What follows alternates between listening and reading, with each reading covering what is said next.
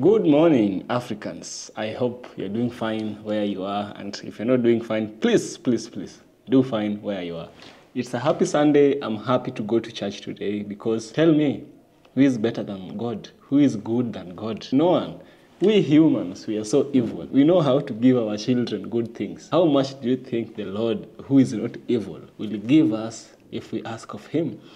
Yeah. It's a happy Sunday. I recommend that you go to church. Rarely do I do videos while going to church. And it's been a while since I went to church. So I'm so excited. Today's video is about a reformee, somebody who was once doing evil and then they came to realize evil has no good in the end. It might seem good during the process, but by the end of the game, it's losses. And this man is a racist, is a reformed racist. He is able to tell us how the mind of a racist works, how the mind of somebody who thinks they are superior works. By the way, if you go to church, you'll be told that the Most High built us, manufactured us, created us by His own image and likeness. Yeah. He created us black for a reason, created them white for a reason, and this man is someone I think we should listen to, those people who are struggling with the problem of racism. Let's listen to the guy, and then by the end of the video, I shall share with you my thoughts, where we shall also have a deep, critical analysis. Let's dive in. Why I stopped being a racist, part 1. I've been asked probably well over 1,000 times in the comments and messages why I chose to confront my own racism and my prejudice ideology. So I thought I'd just have an honest conversation with you and break it down over a few parts and let you see into the mind of someone like me, the way I grew up, and the man I'm becoming. Now here's the crazy thing. I've only ever known one racist in my life for sure, and that's me, because I can't speak into the hearts and minds of another human being and what they think and feel. That's not fair. That's prejudicial of me. So I'm the only one I've ever known, so I feel I can speak with authority about this. I'm not calling out other people who are. This is simply about my evolution and the things I confronted and some of the difficulties and some of the beautiful parts of this. This is not an easy thing for me to do. This is kind of laying my soul bare. So if you would, let me know if this is something you want me to continue in the comments, please. Because it's going to take a lot for me to invest emotionally to be open about this. Now, why is it I grew up with so much prejudice and bias and discrimination in my life? Well, I grew up in a small town in Arkansas, and I am Arkansas proud. Let me just say that right off the top. But I grew up with people who taught me these things, and it was instilled in me. I mean, it was just reinforced over and over. And then for the most part, I lived in an echo chamber of other people who thought the same thing. So I didn't know it was possible to think any other way. I was raised Christian. I cannot explain to you why my faith in God, my morality, and my racism took so long to cross paths. I can't explain it, but it probably took about 40 years to figure that out. There's a whole series of events in my life, I guess, ultimately that led up to this. And prison was probably one of the biggest catalysts, because when you're on 23-1 lockdown with someone of a different color from you in the same cell, you shut your mouth and you listen. You ask questions. And I had so many different cellmates from different countries, from different races and heritages. And it just really opened my mind. And sitting in prison, I had a lot of time to think. And I had some old timers tell me, I need to do my time. Don't let my time do me. And those are good words of advice. But I started digging deep into myself and my flaws, and because I was probably the biggest asshole I knew at that time, and I wasn't proud of that at all. And I knew I needed to change if I wanted to live a productive and healthy life and just be somebody likable. I just couldn't see the world for the way it really was. And that breaks my heart that it took me so long to see it. But the beauty that is born from this change in me, or this growth, is just crazy. God is amazing.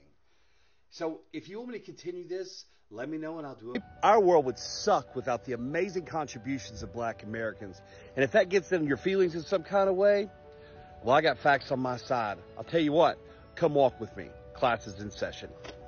This cell phone that you're watching me teach you on, would be a worthless paperweight without Tennessee State University graduate Jesse Eugene Russell, the man who came up with the idea of digital wireless networks himself for AT&T. And trying to locate your favorite restaurant without GPS would be extremely difficult without Virginia State University alum Dr. Gladys West, who created such complex math that allowed GPS to be pinpoint accurate. You enjoy 3D, do you? Well, you might as well thank Miss Valerie Thomas, a Morgan State University graduate who came up with a way to translate data from satellites from 2D into 3D. Not only that, she helped to revolutionize farming worldwide with satellite imagery because she was the one that created the language that we could interpret it. Tell you what, go ahead and flip on that light switch for me. That little filament you see burning in the middle that lights up your room, you can thank Louis Latimer for that. He's also the one that drew Alexander Graham Bell's telephone design on the patent. Summer's coming. It's getting hot. When you go to adjust that AC thermostat of yours, you can thank David Crosswick for that. And when you go to work and flip on your computer, you might want to give a nod to Mark Dean, one of the most prolific geniuses at IBM. He gave us the color monitor, the first gigahertz processing chip, and he's listed on 3 of the 9 original patents for the IBM PC. Woo, doggy, I'm just getting warmed up. And seeing that it's Memorial Day weekend, let's go ahead and give a shout out to George Crumb, the man who's credited with giving us the American potato chip. And as you bend down to place your golf ball on that golf tee, let's go ahead and thank Harvard dentist George Grant. And the next time a yellow light keeps you from running an intersection and getting T-boned, let's give a shout out to Garrett Morgan, the man who came up with the middle part of the traffic light, who sold the invention for GE for $40,000 and became the first black American man to own a car in Cleveland. And you can thank Otis Boykin, a Fisk University graduate, for creating and patenting the variable resistance resistor, this tiny little item which made electronics impervious to temperature and atmospheric conditions, driving consumer prices down so we can all afford the fancy electronic gadgets we have. And if you know somebody that's had a pacemaker installed in their chest and it saved their life, you can thank him for that too, because he invented the control module after losing his mom to heart disease. And not only that, he's one of the chief architects for guided missile systems. And where would we be without Dr. Percy Julian, the first person ever to synthesize human hormones from soybeans and yams, building a multi-million-dollar empire along the way. And with summer coming on, we gotta give a shout out to Dr. Lonnie Johnson, the man behind the Super Soaker water gun, and he's still with us. And if you're a gamer, let's go ahead and show some love to Jerry Lawson, the creator of the Fairchild Channel F video game system that uses programmable cartridges. And what this did is both revolutionize and kick off the video game console industry. And last, but certainly not least, is Frederick McKinley Jones, the man who came up with portable mechanical refrigeration systems. Now, you may not think this is important, but how else do you think frozen foods get to the stores? How else do you have frozen blood blanks? This man also came up with the first prototype snowmobile. He patented the first movie ticket dispensing machine and also created the first portable x-ray system among many of his 60 patents. And finally, I want to give a huge, heartfelt and sincere thank you to all of you that have shown me love and support on my journey across America as I walk and talk and create conversation and awareness for HBCUs and share these amazing history stories about Black Americans. I couldn't do it without you. And if you wish to be a part of this and support me in some way, I always appreciate a like, a comment, and a repost. And I have a GoFundMe link in my bio, and I've got my Cash App listed below, because I couldn't do this without you guys, I promise. Remember, Black history is American history, and I will see you on the road. I can tell you how many times I've had Black women come in my office, and just with a look, or just with the, I'd be like, Meet Tina Menard Helford. And this woman taught me something I didn't know, because I didn't know hippies could be racist. Keep in mind, she's way down south in Louisiana, and she's so backwoods country that the only way her brother could get circumcised is by kneeing her in the jaw. Black, black, black. Do you hear white people talking about this stuff? White, white, white. So let's talk about white people stuff. Did you know white America denied Black Americans the right to vote? You do realize white America denied many Black Americans jobs, credit, and a lot of banks wouldn't even take their money. And the last reported lynching in this country took place in 1981 when you were 18 and a senior in high school. Yeah, I looked you up. I saw that you were born in 1963. Hey, what about Richard and Mildred Loving? Richard's a white man, Mildred's a Black American woman. They got married, and when you were 1 year old in 1964, they were sentenced to a year in prison because they were interracial. And in 1967, the United States Supreme Court kicked out their conviction and exonerated them. So don't act like this shit didn't happen in your lifetime. Tina, let me blow your tiny little mind. I don't know how you surf social media, but you know that if you do it with a computer, that color monitor you're looking at was created by Mark Dean. Did you know the first gigahertz computer chip, which your processor is based off of, created by Mark Dean? Do you know he was listed on 3 of the first 9 patents for the IBM PC, which is the precursor to what you're using now? But I only use my cell phone. Then I must inform you that digital wireless networks, what makes your cell phone work, was given to us. It was the brainchild of Jesse Eugene Russell, a black American man who attended Tennessee State University, the HBCU in Nashville. Knowledge sucks, doesn't it?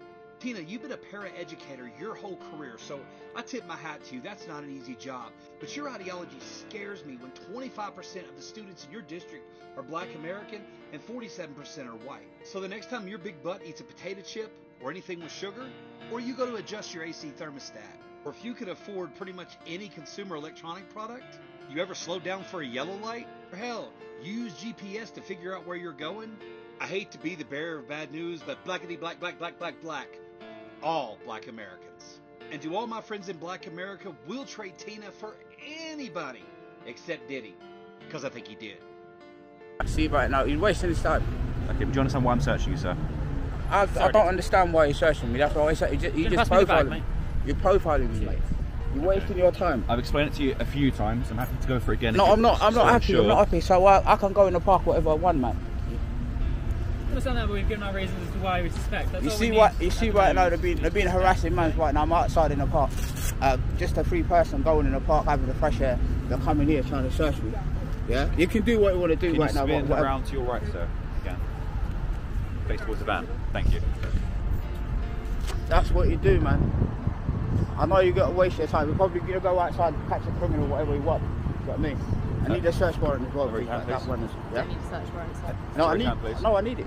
I need that signature because I need to go and make a complaint. You can have it. Yeah, that's fine. Yeah, I need that. Yeah, I need that. Yeah. Certainly. We don't need a warrant. What's your name, sir? I can't. After listening to what this white gentleman, I don't think there's a need for me to say white or black. After listening to the gentleman, one thing I'm so amazed is that how beautiful God is. Yeah, God can reform Hitler into a St. Paul. God can convert the racist man on earth into the best man on earth. Yes, that's how powerful he is. And this gentleman has given so many powerful details on this issue of racism and the mechanics of how it operates. By the way, I made a video, the best performing video on my channel, which has hit 1 million views. You guys, you liked that video. It was a video that was primarily done by Jane Elliott, an interview. Yeah, I've linked the source to that video on my description. And Jane Elliott was able to explain the mechanics of racism. Many racists don't know they are racist. It's normal to them until something happens in their life when they realize, no, we've been living a lie. It's not black people who are living lies. It's those white people who are racist. And also we have reverse racism. It's not like we don't have it. Now, after me understanding what this gentleman has said, we need to understand the mind of the racist. Here is where everything comes from. And he has also said he decided to have a change in heart. Sometimes these racists are given the opportunity to reform. They are given opportunity of enlightenment, but they choose not to. And here is where I say, you can never legislate the heart. You cannot put laws into someone's heart. It is a law. Yeah, you can put morality as a law. They might fail to love you genuinely, but they are required by the law to love you. And this is what this gentleman did. He decided to take it willingly in his heart. He didn't realize he was a racist. He was taught unconsciously. His family, his friends, his environment taught him this. You know, the environment you exist in will always calculate, will always create a thought framework for how you think, for how you do your things, the environment. Many people underlook the importance of environment. You say, I'll just go with my friends. I won't drink alcohol. I'll just go with my friend. I won't do this and that. But no, you might start doing that if you get into that environment. So if you're somebody who wants to overthrow this problem of racism, I think it's high time you seek getting outside the environment and being close to an environment that you want to be. 40 years, he still didn't know he was a racist. After 40 years is when he got the light of truth. God is so amazing. God is so amazing. And this man has told us that he went to prison, and in prison he was told that don't do your time. Okay, don't let your time do you. You do your time. Take control of yourself. You don't let things happen, this and that. You know, sometimes many things happen in life. Yeah, 90%, almost 90% of the things that happen to our life, we are not in control of, but we are in control of reaction. Which reminds me of Newton's third law. Newton was a very clever man. He said this: for every action, there is a reaction. And these things have equal forces and equal weight. Action and reaction are forces opposite to each other, and they have equal weight. They bear the same properties. Yeah. So he decided to have a good reaction after coming outside the prison. The same as you, who is black or who is white, who is watching this. It might not be racism that is your problem. You might be having other problems. High time, you as a black man, you realize you can control your reaction. Now, he is also talking about contribution of black Americans. Yeah, black people have done a lot of things, and it's hard to find white people coming up front and saying, I acknowledge that my black counterparts have done this and that. It's so hard. You don't find this everywhere. And so that is something we cannot overlook. Black America, or the entire America, has been built by black people. And many contributions that have been made by black people are not known. There's whitewashing of black invention. When a white person discovers a force in nature, it is named after him. We have Einstein's theory of relativity, Einstein's theory of special relativity, and the general one, of course. We have Heisenberg uncertainty principle, Sapir-Whorf hypothesis in linguistics. Everything is brainwashed, but you can never find a black person with these names. The only black person that I found his name was Drake's equation, where he tries to tell humans that there is a possible intelligence outside this earth. There is where we only have Drake with his Drake equation. Drake is a black person, by the way. Blacks have done a lot of contribution, and not so many of them get noticed by this world and this America and this and that. We Africans, we might acknowledge our own, but our own are not acknowledged by the whites. Sometimes it goes so much unfortunate that our own, we don't recognize them. Yeah, we recognize visitors and strangers, but our own, no. So is the nature of humankind. Yeah, that is how humans operate. The earlier you understand it, the better your life will be. You won't have problems with people. Now, almost every field, a black person has made a scientific contribution. Almost every step. Those the daily things we use, the electronics, the camera, the book, the pencil here. It's been made by black people. But do we hear of them? No, we don't hear of them. They are hidden. You have to scratch deep for you to find them. You hear of Mercedes, this and that, this and that. Made by who? White. But there's a part of that car that really was made by a black person and you never hear of them. The Lord is great. This white man is great. The Lord is greater. This white man is great. So if you like what I do, kindly support me on my Patreon. You can always share your contributions on PayPal. I will so much appreciate for your support, and be a member of my Patreon. You can always contribute anything. I don't have, just contribute anything, okay? I will so much appreciate. Subscribe to the channel. Make sure to share this video to create awareness, and see you in the next one. This is your brother from Africa speaking, Evans from Kenya. Yeah. See you in the next one.